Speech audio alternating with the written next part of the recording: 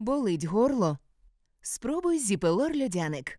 Зараз інсайдерський телеграм-канал генерал СФР, який нібито веде колишній генерал Служби зовнішньої розвідки Росії, повідомляє, що стан здоров'я російського диктатора значно погіршився ввечері 1 березня. До нього нібито приїхали медики, він відмовився від їжі, була сильна нудота, головний біль, і його мають нібито примусово лікувати з 5 числа. Вже багато місяців Путіну приписують різні захворювання, серед яких і онкологія, і деменція, і хвороба Паркінсона. Онкологію підтверджує навіть українська розвідка. Яке враження від його крайніх появ на публіці, тобто наскільки воно відповідає ось цьому невтішному букету хвороб і здогадок, які знаходяться в публічному просторі?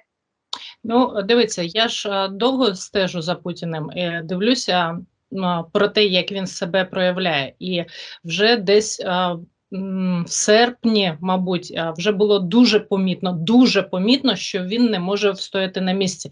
Він весь час рухається.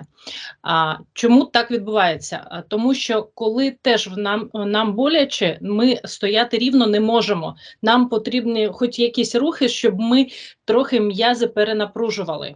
І тоді не так болісно стояти чи ще щось робити.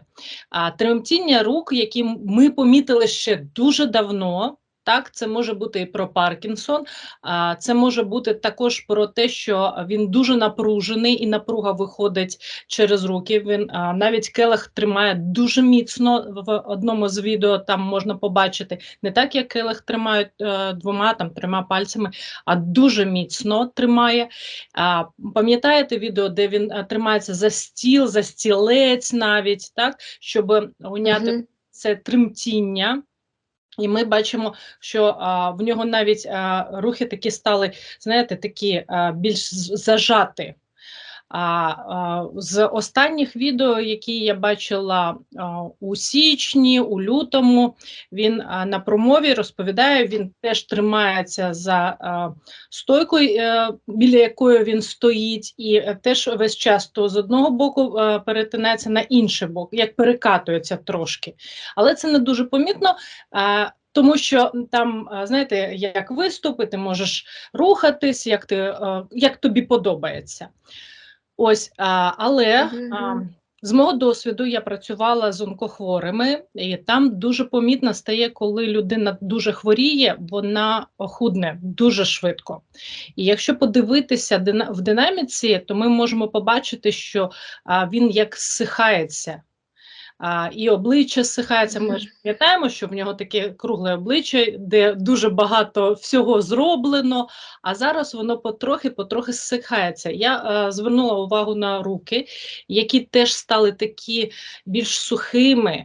Ось, і в онкохворих в них часто пропадає бажання їсти, вони їжу дуже таку, знаєте, перетерту можуть їсти, щоб хоч щось засвоювалося, воду пити потрохи, але там потрібні дуже сильні знеболюючі, і навіть коли є знеболюючі, їсти не хочеться.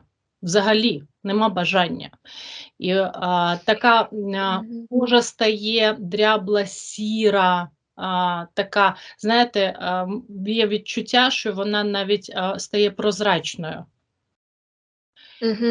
Тут я теж це помічаю. Про що це може свідчити? Чи є в нього чи він онкохворий, чи ні, я ж не знаю, я не бачила. Так?